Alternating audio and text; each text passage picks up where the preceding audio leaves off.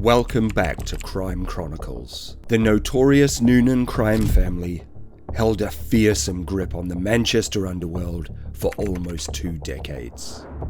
Although they performed armed robberies, they are best known for providing security for Manchester pubs and clubs, and by controlling the doors, they were able to control the supply of drugs. But one of the Noonan brothers, Dominic, traded on his gangland reputation to conceal a horrifically dark secret. Stay tuned as we look at the Noonan family, their crimes, and the dark secret hidden by Dominic Noonan. Born to Irish parents and raised in Whalley Range, as one of 14 siblings whose first names all began with the letter D, supposedly for Dublin, Dominic Noonan rose to notoriety alongside his brothers Damien and Desi by initially specializing in armed robbery. But as acid house music exploded and Manchester became one of the clubbing capitals of the world in the late 80s and early 90s, the astute brothers changed tack. Realizing there was an easier way to rake in the cash, they took over the doors of the city's nightclubs, controlling who could sell drugs in them. A huge, imposing presence, Desi was the enforcer and hitman, while Dominic was the cunning and charismatic entrepreneur.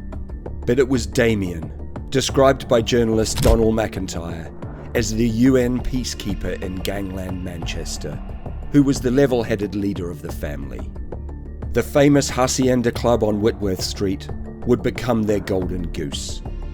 Running the doors and taking a cut from drug profits there meant they were making up to £50,000 a night. But their burgeoning empire was nearly brought down after the murder of White Tony Johnson, the leader of the Cheetham Hill gang, who was gunned down in the car park of the Penny Black pub in 1991.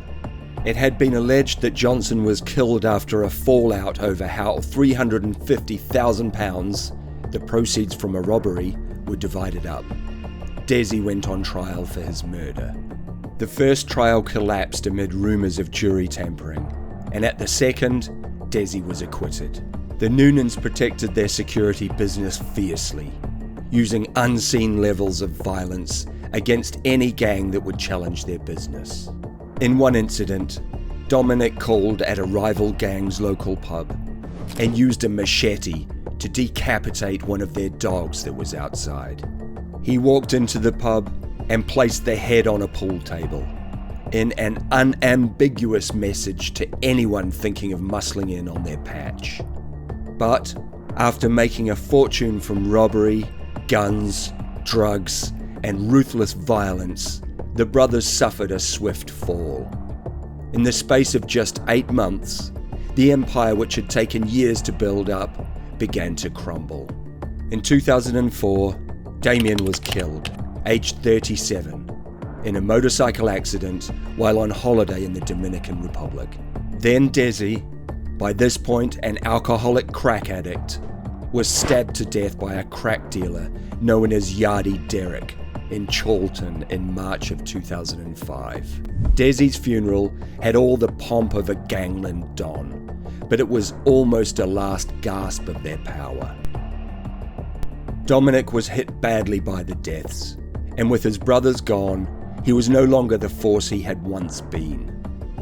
In 2005, he was jailed for 9.5 years after a revolver and ammunition were found under the bonnet of his Jaguar when police stopped him in the northeast. He was described by the judge who jailed him then as a very dangerous man. He was freed on license in 2010 and claimed to have found God. He kissed the Bible when swearing the oath during his trial, but he continued to be a menace as far as the police were concerned. He started several dubious businesses and even had a crack at stand-up comedy. He took great delight in winding up the police, even setting up a company called GMP, standing for Greater Manchester Postal. He was recalled to prison almost immediately after being accused of going berserk at a woman motorist who beeped at him as he crossed a Gorton Road. He is said to have tapped the car with a copy of the Manchester Evening News, which featured a story about his release, and shouted, Do you know who I am?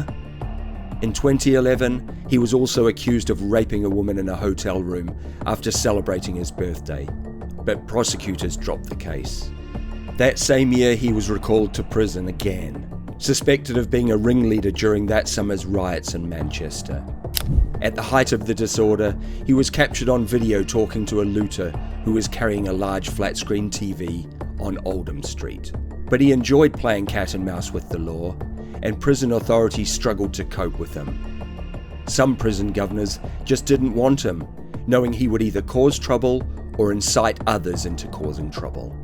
At one stage, he was housed in the Special Intervention Unit for troublesome prisoners at Strangeways, together with Kieran Psycho Stapleton, a member of the wider Noonan family and convicted murderer, and Clifton Jeter, who committed a gruesome knife murder in Brighton before attacking 2 guards at the Manchester prison.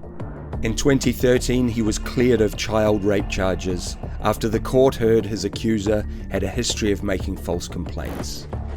He had been accused of molesting a boy of 15 in a flat on Bloom Street in Manchester city centre. While out of prison on licence in the summer of 2014, Noonan brought Manchester city centre to a standstill by climbing 100 foot up the Big Wheel in Piccadilly Gardens in protest at the latest efforts to recall him. As more than 1,000 spectators gathered to watch the 6-hour-long spectacle, roads were closed, buses were diverted, and businesses had to shut, losing an estimated £10,000 in trade. Many cheered him on, but despite his reputation, shouts of "nonce" were also heard from the crowd, in perhaps the first indication he no longer carried the clout he once did. When he eventually climbed down, police charged him with causing a public nuisance, but it was later thrown out by the judge, who said the wrong charge had been laid and that he suspected it had only been done because this offence carried a stiffer sentence than the alternative, aggravated trespass.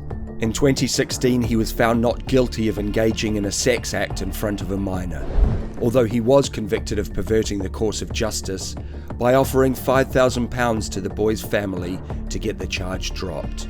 Now he was being exposed for the pervert he was, and his biggest and most shocking secret was about to be revealed. Despite rumours swirling for years around Manchester's criminal underworld, gang lord Dominic Noonan had been committing sickening acts of sexual violence. Fellow criminals, the police, and, it's believed, members of his own family had long suspected Noonan was a predatory sex offender whose victims were often young boys. But it wasn't proven in a court of law for a long time, and Noonan probably thought he'd got away with it. However, in May of 2018, the gangster's past finally caught up with him.